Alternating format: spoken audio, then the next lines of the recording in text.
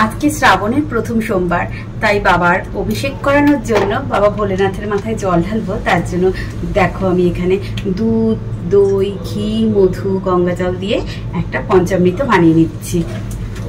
দুধটা তো ঢেলে নিলাম, এখন একটু দই দিয়ে দিচ্ছি আর ঘিটাও দিয়ে দিচ্ছি আর একটু মধু দিয়ে দিচ্ছি। আমি কিন্তু দুধে আর গঙ্গা জলের মধ্যে একটু চিনিও দিয়েছিলাম, মানে যেটাকে শর্করা বলে ওটাই। এটা দিয়ে আমি একটা পঞ্চামৃত বানিয়ে নিলাম। আর এই পঞ্চামৃতটা দিয়েই কিন্তু আজকে আমি আমার বাবা ভোলেনাথের অভিষেক করব। ঘিয়ের প্রদীপ জেলে আমি বাবা ভোলেনাথের আরতিটা করি, প্রত্যেক দিনই করি, আজকেও তার ব্যতিক্রম নয়। তাই কিন্তু ঘিয়ের প্রদীপটা রেডি করে নিচ্ছি।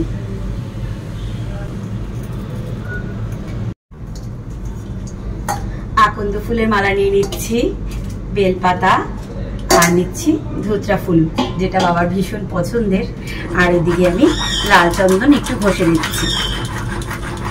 লাল চন্দন দিয়ে কিন্তু বাবার মাথায় তিলকটা কাটতে হয়। নিলাম এখানে, আর এদিকে সাদা চন্দনও রয়েছে।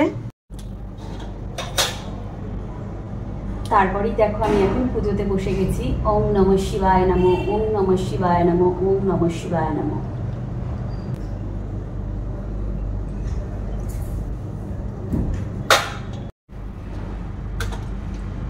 বেলপাতায় সাদা চন্দন দিয়ে বাবার মাথায় রাখলাম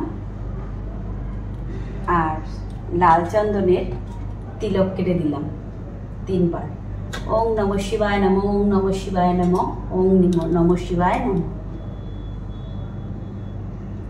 এবার বাবার পছন্দের আকন্দ ফুলের মালা বাবার গলায় পরিয়ে দিলাম। এতেই কিন্তু বাবা সবচেয়ে তুষ্ট।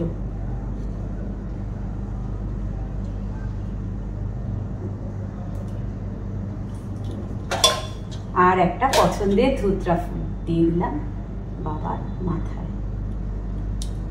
বাবাকে আজকে যে নৈবেদ্যটা দিচ্ছি সেটাও বাবার কাছে অর্পণ করে দিলাম।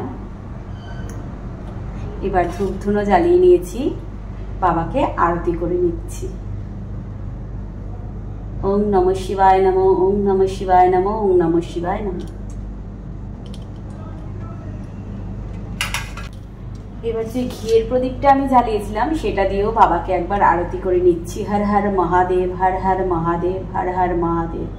বাবার কাছে শুধু একটাই চাওয়া, বাবা এই পৃথিবীর সবাইকে ভালো রাখো, আর তোমরাও ভালো থেকো, আর আমার পরিবারের সবার মঙ্গল করো, আর সবাই যেন খুব খুব ভালো থাকে।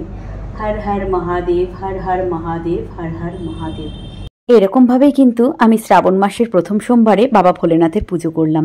তোমরা কে কীরকমভাবে পুজো করলে অবশ্যই কিন্তু কমেন্টস করে জানিও। আমার এই ভিডিওটা যদি তোমাদের ভালো লেগে থাকে তবে একটা লাইক করো আর বাবা মহাদেবের নামে শেয়ার করে দিও।